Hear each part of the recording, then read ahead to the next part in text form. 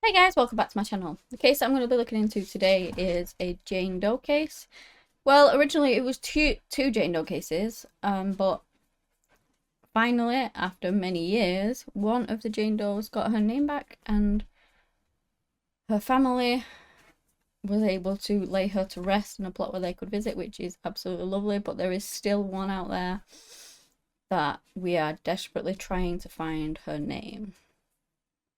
And I'm talking about the Ventura County Doe.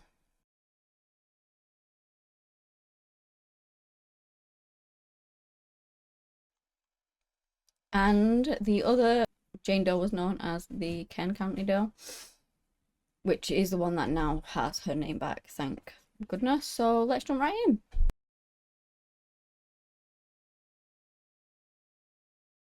We're going back to July of 1980. Some farm workers, were working on an almond orchard when they came across a horrific discovery. It was about a mile away from Highway 99 and it was a woman. The body was curled up in kind of like a fetal position, and so they called the police, who came around and they started working on the case from that. They noticed some features that possibly put this woman as like Native American in descendant, so at least they had a bit of a place to start. She was said to be about 35 years old, wearing a blue top. No, she was wearing blue jeans, a pink top, sorry.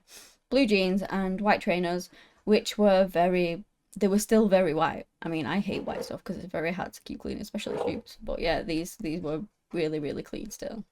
And horrifically, her pink top was absolutely covered in blood. She had been stabbed multiple times. And she didn't have any identification on her. She had no jewelry, no identification. They examined the scene. They found that there was these marks and drag marks and tire marks, so they assumed that she was probably killed elsewhere, and then her body was dumped there. And of course, they tried to find any of the public that knew anything. There was no witnesses, there was just nothing. So that kind of case is so hard on itself, and especially when the person doesn't have ID and things, you don't even know who they are. We're talking 80s. They brought her body for autopsy. They took swabs and stuff, and they did get some DNA, some SA DNA, basically, that she had been SA'd. And they did collect that as evidence, which is really good, even though at the time they couldn't really do very much with it. She did have some distinctive features, though, because she had 2 tattoos, which I'll put a picture of them up. One of them had a rose, and it said mother, and below said I love you, and then she had a second tattoo, and that was a heart, and the name Shirley was written on it. So that was the one body. Then we go to the 18th of July, and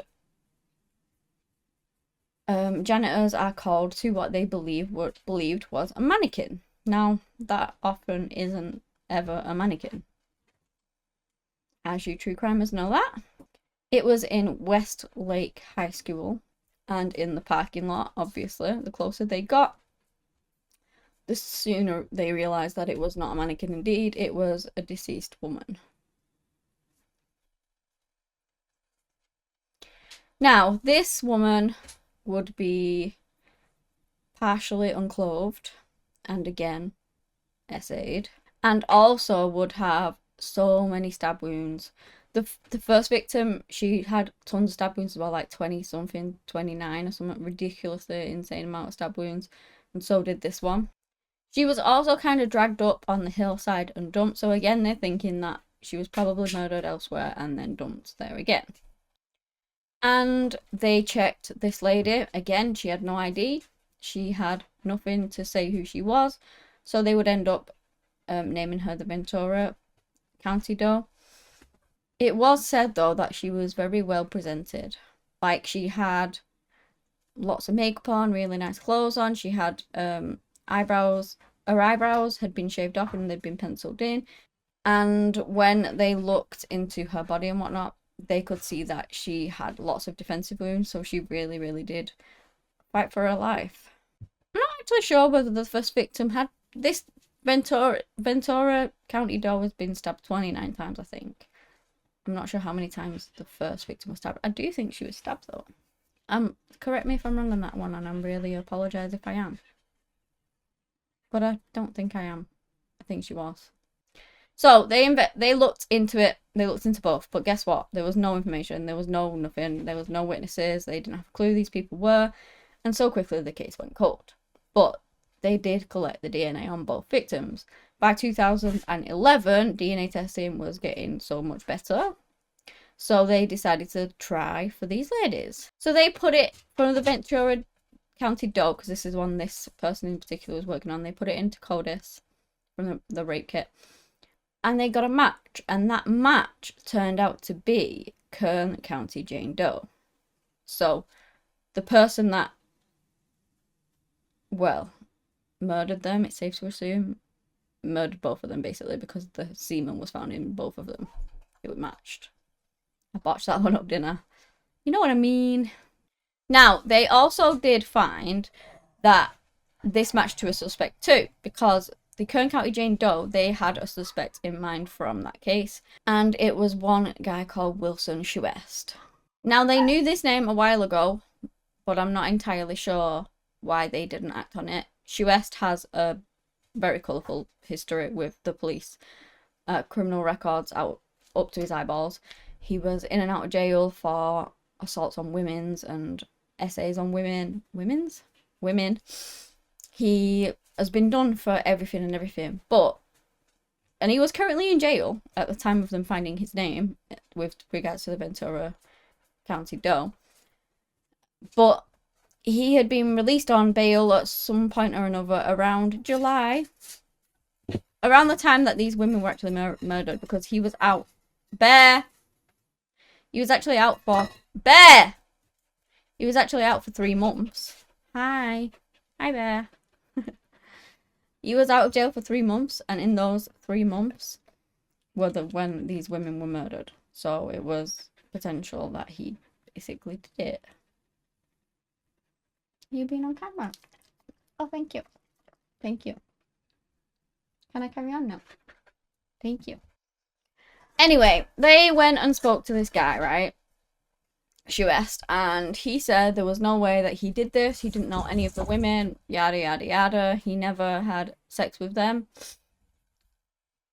He willingly gave up his DNA to prove so, and all it proved is that he definitely did have sex with them. And in this case, the fact that he lied and said that he certainly did not, but he definitely did, was just as good as him admitting it, because that is him admitting it. He's saying that he didn't do it, and yet they have physical proof that he certainly did. So they knew that they were kind of onto something then. But they're still looking for more evidence, and they actually find it, which is a strange occurrence to me. When he was interviewed in 2008, he actually mentioned that he lived with a family for a short period of time around the time that these women were murdered. Probably for the 3 months that he was actually out. And it was the Bell family. Now, this is the Ventura side looking into it from the other side. And at the time, they never found the Bell family. They never tried to locate them, the authorities in the other town. So they decided that they was gonna go and try and find them. They did actually manage to locate the Bell family, and when they knocked on the door and they opened the door asking about him, they said basically, boy, have I got a story for you. So Mrs. Bell invites them in. Her youngest son was called Scott, and he tells the detective straight away, is this about the lady that he killed? The one he killed in Bakersfield? Well, obviously the detective's eyes light up straight away. And he said that he told Scott that he picked up a woman in a bar and then he murdered her in the countryside. He then dumped her body in the middle of nowhere. 38 years after the murders, in July of 2018, he was found guilty of the murders of Ventura and Kern County Does. And they did go and try and see if they could find out any information on these women's IDs. He said that he picked up Kern County at a bar, and that Ventura County he picked up hitchhiking. Now people have wondered about this because of how she was dressed and how smartly. She was pregnant as well. Oh my gosh, I missed that off. She was 5 months pregnant at the time. Evil man. Yeah, sorry. I can't believe that's just popped up in my brain. But yeah, she was hitchhiking, apparently. So some people don't really think that she would have done that on how she was dressed. But, I mean, sometimes circumstances needs are a must. I mean, I'm not condoning hitchhiking. Don't ever do it. It's very dangerous. But maybe she was. Who knows? Right, so now we're going to jump to 2020. And with regards to the Kern County Doe, there was a woman who was looking for her auntie who'd been missing for 40-something years. She finally shares this at this sort of meeting group. And then somebody, a friend or one person from this meeting, ends up emailing her and says, have a look at Facebook. So she does. And she finds basically the Kern County Doe's picture. And she says, that's my Auntie Shirley. She was sure that it was her. And then even more so when she saw the tattoos that she has. And one of them said Shirley on it. So after all of that time, she actually finally found her auntie, and Kern County Jane Doe finally got her ID back. She'd been missing since 1979. It was said that she was a lovely woman, full of life. She did have some struggles in her life and had some addictions, sadly. And eventually she would sort of not go away from the family, but they wouldn't see her a lot, and she would always send cards, always send gifts. One of the last times that they saw her was at a family member's funeral, and then they didn't see her again after that, but she still sent cards and things. And they always said to her, actually, you should get your name tattooed on you just in case anything ever happened, because they worried about her. And she did. I mean, it sadly didn't help her because she only got her first name tattooed on her, which you wouldn't get your whole name tattooed on you, would you? I don't know. But she actually did get a name tattooed on her. And in the end, it was really helpful in identifying her because, well, she knew it was her off the photo anyway, but it just reaffirmed it with the tattoos. So yeah, sadly she went missing. She stopped sending cards, she stopped sending everything, and that was it. They didn't know where she was. They tried to find her, they tried to find any information on her, and they just couldn't. So as it turns out, she was called Shirley Soucy. And she is now resting in a plot with her family where they can go and visit her, which is really nice after all that time that she finally got her name back. However, the Ventura County Doe still is waiting on that. They are still working on it. The DNA Doe project are really, really working together. They've found out. They went down the route of looking at who the baby's father was too. They did locate him, didn't give a name out, but he didn't remember. I mean, it was 40 odd years ago. Who knows if it was a one night stand or anything? Nobody knows. Even if it wasn't, he still didn't remember her name. So, you know, it was a long, long time ago. And he may not have even known that she was pregnant. Who knows? So that was sadly a bust. But they've narrowed it down to a certain area. I'll actually put a picture up because me trying to say all the names is just going to be ridiculous and there's no way I'll even stand a chance. So I'll put up all the names of them. And then in 2023, the DNA Doe Project asked for anyone with information to family ties to 5 sisters. Monica, Basila, Feliciana, Josefa, or Sotera Paga. Now, these were the children of Caterina Montiano from 1853 to 1895 and her husband Martin Paga. Now, they were believed to be direct ancestors of Jane Doe's father, and they have ancestral roots in some of them districts of the east of Los Angeles. They're all over the place, but obviously that's really, really old, so they're trying to narrow it down. That's how far back they've had to go, because the problem is with indigenous native like Americans and things like that, a lot of them don't put their DNA into the system, so it's really hard to find. Which is Shirley Sousa, her family member, eventually put her DNA into the system, and that fully confirmed that that was her Auntie Shirley. But before that, you know, there was nothing. So really trying to put forward for people of Native America to put, and just anywhere, to put their DNA into the system, because how many Indigenous women and things actually go missing, and how many bodies of Jane Does and stuff have been found and they never know.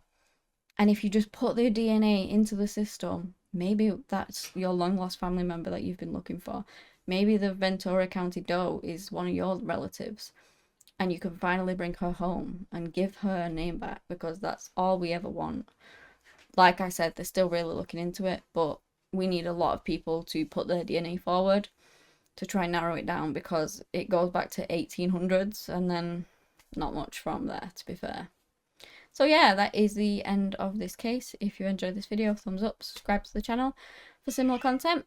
And that's all I have today on this case. Thank you so much for watching, and until next time, bye.